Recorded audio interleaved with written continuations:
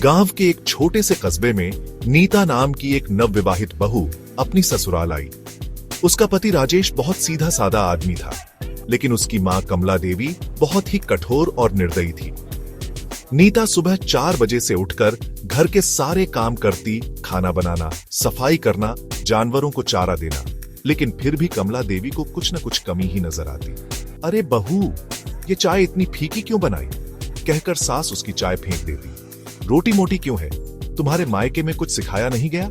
अगर कभी नीता आराम करने की कोशिश करती तो सास ताने मारती, अरे बहू तो रानी बनी बैठी है, काम कौन करेगा? राजेश अपनी मां की बातों में आकर नीता को डांट देता। नीता की जिंदगी दुख और तकलीफों से भर गई थी। कुछ ही दिनों में सास का अत्याचार और बढ़ने लगा।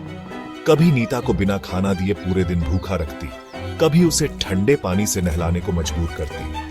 सबसे ज्यादा दर्द तब हुआ जब सास ने नीता के मायके जाने पर रोक लगा दी। नीता बहुत रोती, लेकिन उसकी सास को कोई फर्क नहीं पड़ता था। गांव की औरतें भी जानती थीं कि कमला देवी अपनी बहू के साथ बुरा बर्ताव करती है, लेकिन कोई कुछ कहने की हिम्मत नहीं करता था।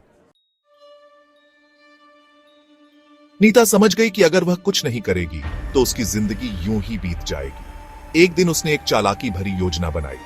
उसने रात को सास के कमरे में जाकर धीरे से उसकी बातें रिकॉर्ड कर लीं, जिसमें सास गांव की औरतों से कह रही थी कि मैं अपनी बहू को ऐसे नचाती हूं जैसे एक कठपुतली को नचाया जाता है। सुबह जब सभी लोग चौपाल पर बैठे थे तो नीता ने यह रिकॉर्डिंग सबके सामने चला दी।